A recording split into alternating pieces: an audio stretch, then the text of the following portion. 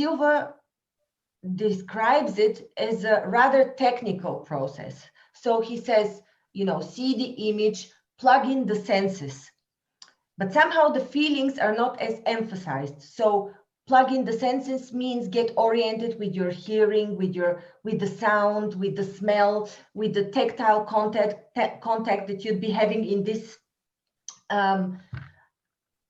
ethereal world or outside world that you're going to be experiencing.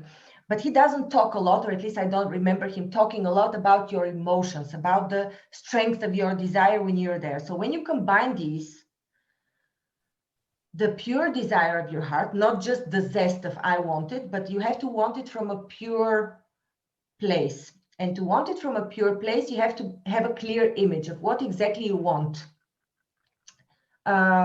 I have here, I'm not going to show you, but I have an old vision board.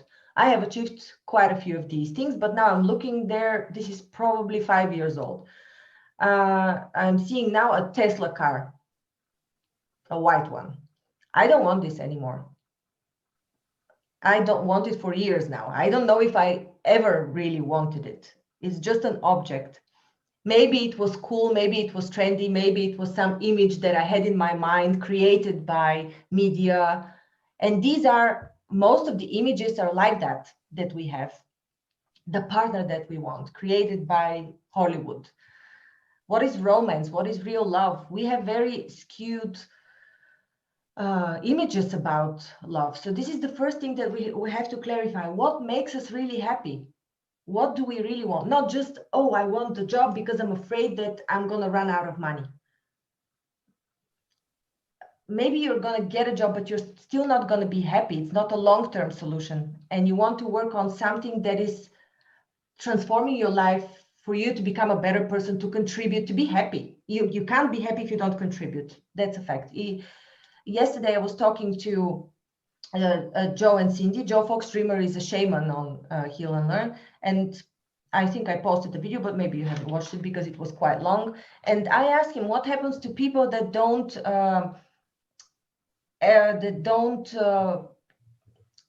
exhibit or that don't live their purpose. Do they actually burn inside? They wither. They burn and wither. That's what happens. Or a lot of them end up in psychic wards. He gives a lot of examples when shamans have been able to cure people with schizophrenia or with other mental problems that were otherwise have been given up on by the psychiatrists, just because these people have psychic gifts. Some of them have not been able to express them. And it's not only about psychic gifts, it's also about your purpose.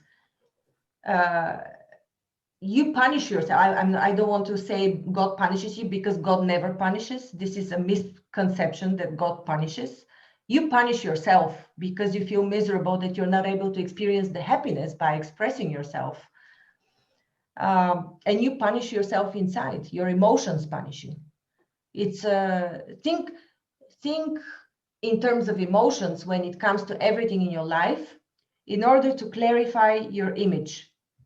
How do you want a certain thing to make you feel? And this will clarify your image. Next time we're gonna think about manifestation. So think about what exactly you want and why. And we're gonna discuss some questions about your goals next time, and start manifesting in a group. It's important though to define really what you want, because sometimes you think I want this and that and that and that and that and 10 things, and it turns out that 8 of them are not important or not relevant at all. Are there questions that maybe we can ask ourselves before next week's session to identify those, like kind of do the pre-work so we don't process during the session, right? Maybe some questions to ask to really get to the heart of what is it that I really want to manifest? Yeah, so one of the questions is, do my parents want this or do I want this? This is one thing. Who wants it more, my parents or me? And why? So why do I want it? The second question is, who wants it more? Usually we have some childhood programming to want certain things just because it's expected from us, and the first expectation and programming comes from the family.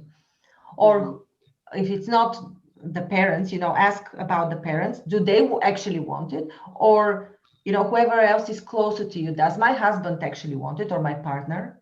Or do I think that my future partner would like me to have that?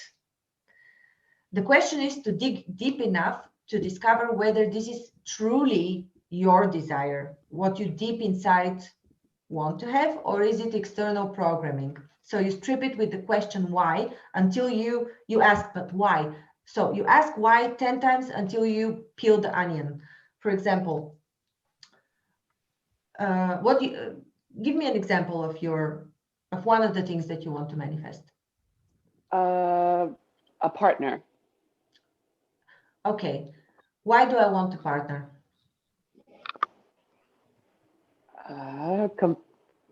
One of the things will be companionship and start a family.